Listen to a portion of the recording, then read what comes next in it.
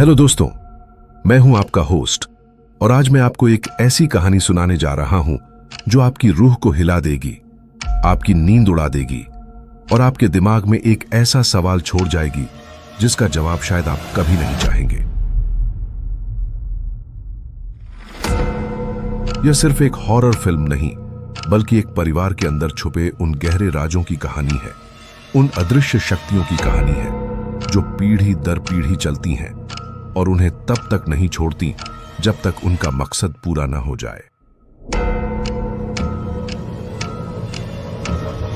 तैयार हो जाइए, क्योंकि आज हम हेरेडिटरी की गहराइयों में उतरेंगे, उसके हर डरावने मोड़ को एक्सप्लोर करेंगे, उसके हर छोटे से छोटे डिटेल को खुलासा करेंगे और जानेंगे कि कैसे एक परिवार अपने ही खून की विरासत का शिकार बन जाता है। कहानी शुरू होती है एनी ग्राहम, एक सफल मिनिएचर आर्टिस्ट जो अपनी कला के माध्यम से अपनी जिंदगी के दर्दनाक पलों को कैद करती है, एक तरह से उन्हें कंट्रोल करने की कोशिश करती है। वह अपने पति स्टीव, बेटे पीटर और बेटी चार्ली के साथ एक बड़े पुराने घर में रहती है। बाहर से सब कुछ नॉर्मल लगता है, एक आम परिवार की तरह, पर इस परिवार की बुनियाद में ही एक बेचैनी छिपी है, एक गहरा घाव है जिसका मुख्य कारण है एनी की मां, एलन टैपरली।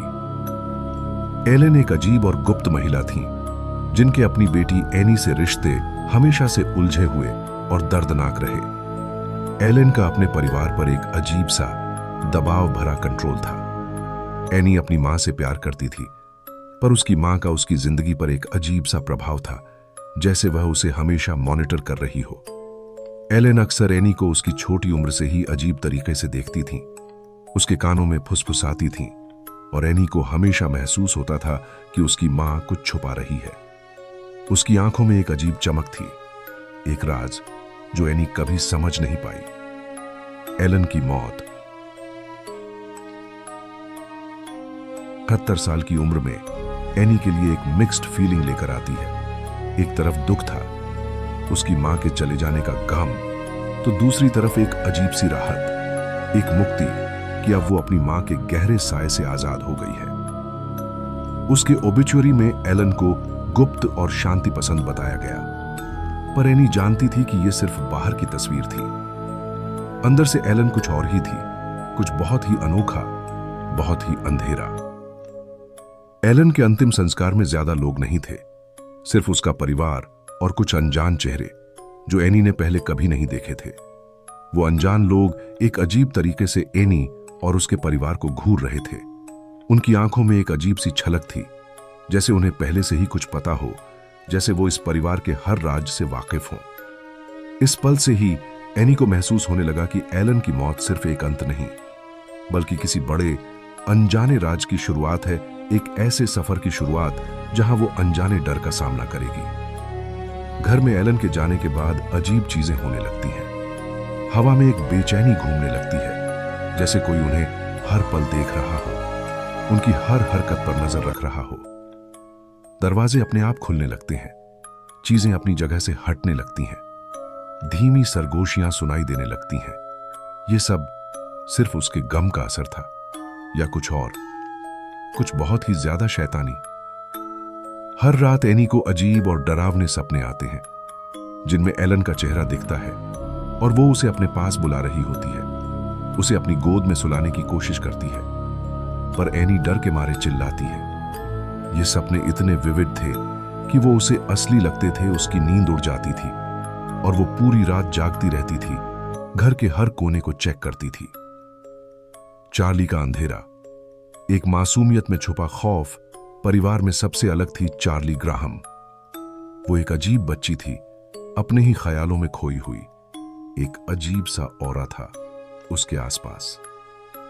चार्ली को अजीब आवाजें निकालने की आदत थी, जैसे उसके गले में कुछ फंसा हुआ हो, और अक्सर वो अकेले में अपनी दादी एलन की कब्र के पास दिखती थी, जैसे वो उससे बातें कर रही हो। उसकी दादी के सामान में उसे एक अजीब नेकलेस मिला था, जिसे वो हमेशा पहने रहती थी, कभी उतारती नहीं थी। इस नेकलेस में एक अजीब सिंबल बना हुआ था, एक त्रिशूल जैसा निशान, जिसका मतलब एनी नहीं जानती थी। चार्ली का सबसे अजीब शौक था पक्षियों के सिर काटना और उन्हें अपने मिनिएचर मॉडल्स में इस्तेमाल करना।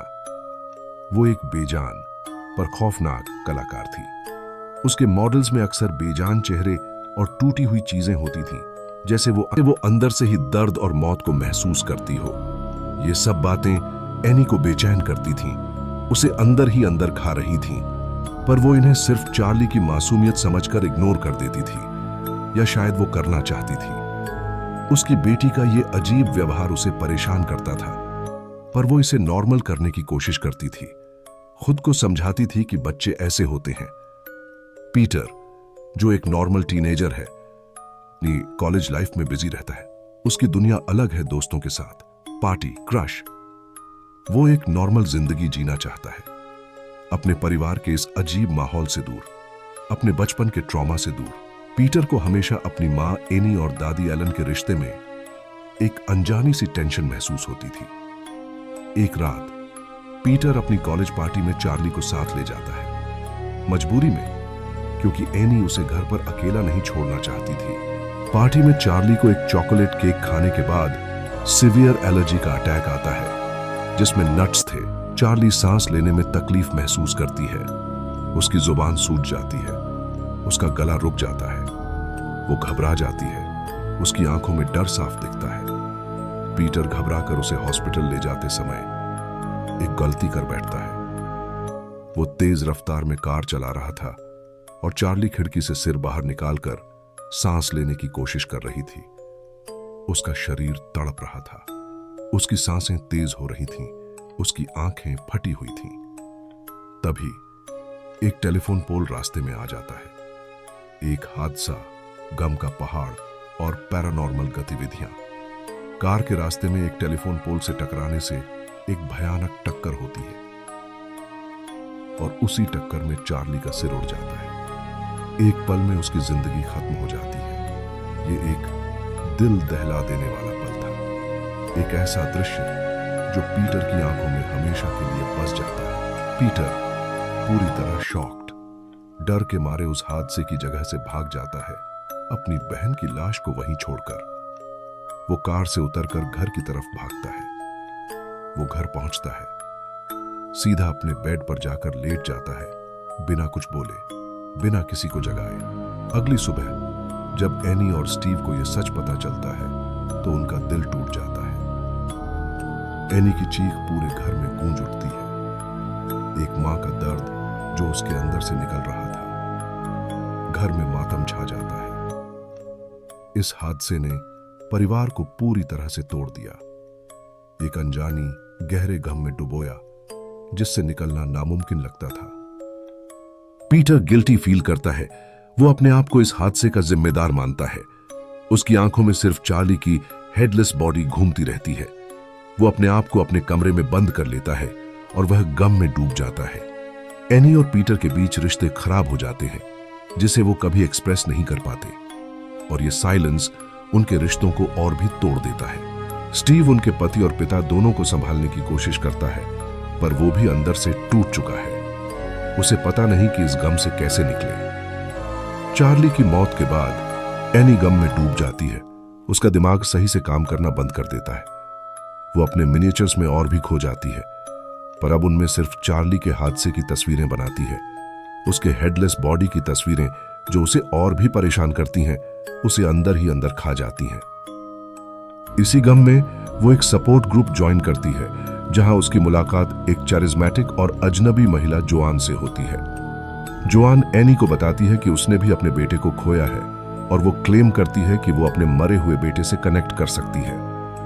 जोआन एनी को सेंस करने का तरीका सिखाती है ताकि वो चार्ली से बात कर सके, उससे माफी मांग सके, उसके दिल को शांति मिल सके। जोआन एनी को कुछ अजीब बातें बताती है, जैसे कि आपको मरे हुए लोगों को उनकी मिट्टी में वापस बुलाना होता है और वो आपके पास आते हैं। उनकी आत्मा उनके शरीर को ढूंढती है। एनी अपने गम और डेस्परेशन में जोआन की बातों में आ जाती है। उसे एक उम्मीद की किरण दिखती है। वो जोआन को अपने घर बुलाती है और दोनों मिलकर सियांस करते हैं। वो एक अजीब मंत्रा बोलते हैं और एक टेबल पर हाथ रखते हैं। एक अनजानी शक्ति को बुलाने की कोशिश करते हैं। पहले तो कुछ नहीं होता, पर फिर धीरे धीरे अजीब चीजें होने लगती हैं। एनी को लगता है कि चार्ली की आत्मा उनके घर में वापस आ गई है। वो खुश होती है, उसके चेहरे पर एक पल की शांति आती है, पर यह खुशी जल्दी ही डर में बदल जाती है। यह चार्ली की आत्मा नहीं थी, यह कुछ और था, कुछ ज्यादा ही अंधेरा, कुछ बहुत ही ज्यादा शैतानी।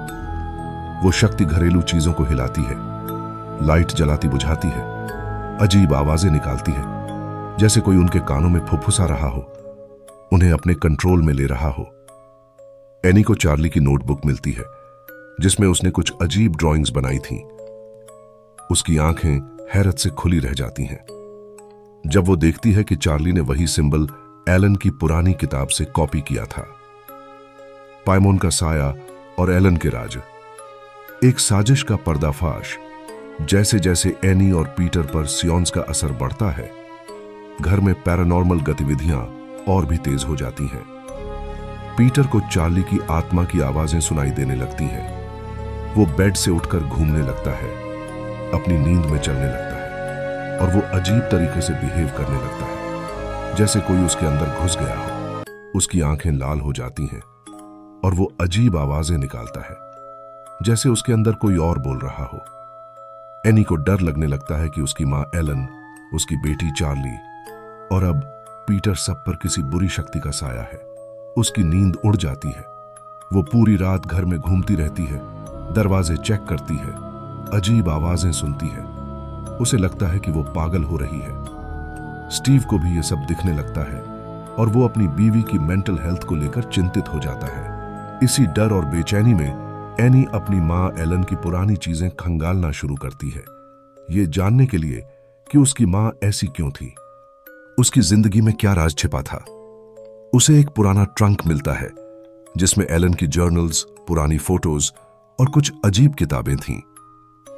एक किताब में एक सीक्रेट कल्ट पाइमोन के बारे में बताया गया था। पाइमोन एक पावरफुल डीमन जो एक नए मेल शरीर में प्रवेश करना चाहता है ताकि वो अपनी शक्तियों का इस्तेमाल कर सके और दुनिया में अपना राज कायम कर सके। एनी को उस किताब में कुछ अजीब सिंबल्स दिखते हैं जो उसने अपनी मां के पुराने सामान में भी देखे थे। उस नेकलेस में भी वही सिंबल था जो चार्ली हमेशा पहनती थी।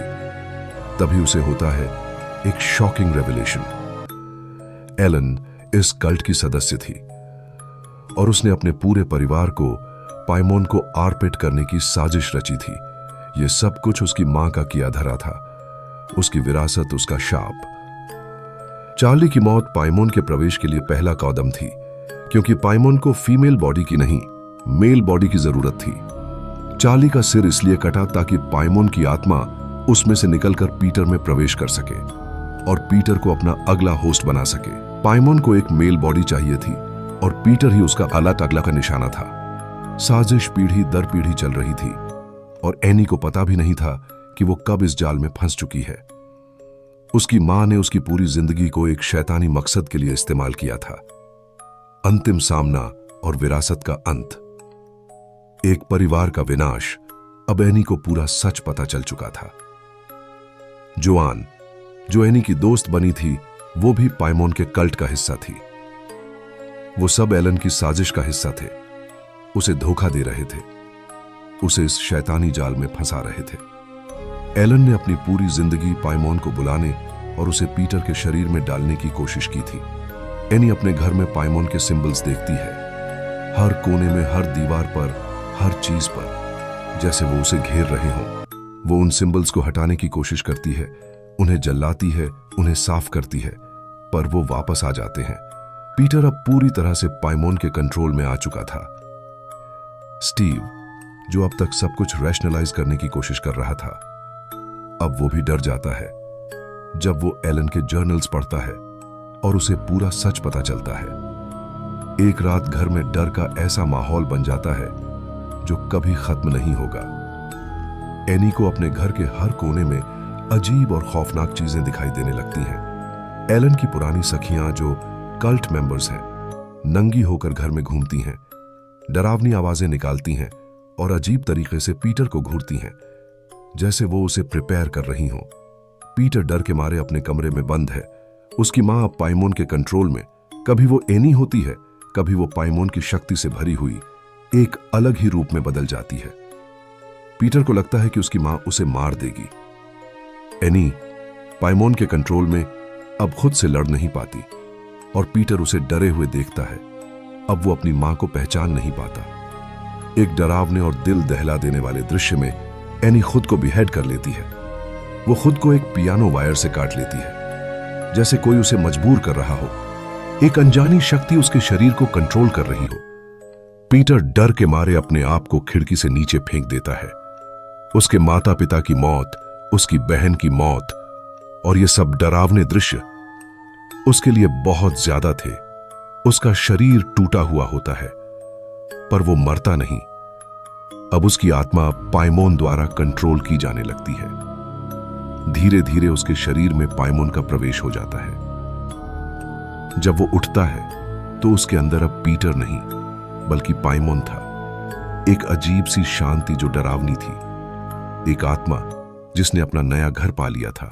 पीटर अब पाइमोन के कंट्रोल में एनी के मिनिएचर ट्री हाउस में जाता है, जहां एनी की हेडलेस बॉडी, चार्ली की हेडलेस बॉडी और उनकी मां एलन का मिनिएचर एक शैतानी पूजा के दृश्य में रखे गए हैं। यह एक अजीब और सन्न कर देने वाला दृश्य था, जहां एक पूरा परिवार अपने ही अंत का शिकार हो चुका था। उनकी विरासत अब पाइमोन की विरासत बन चुकी थी।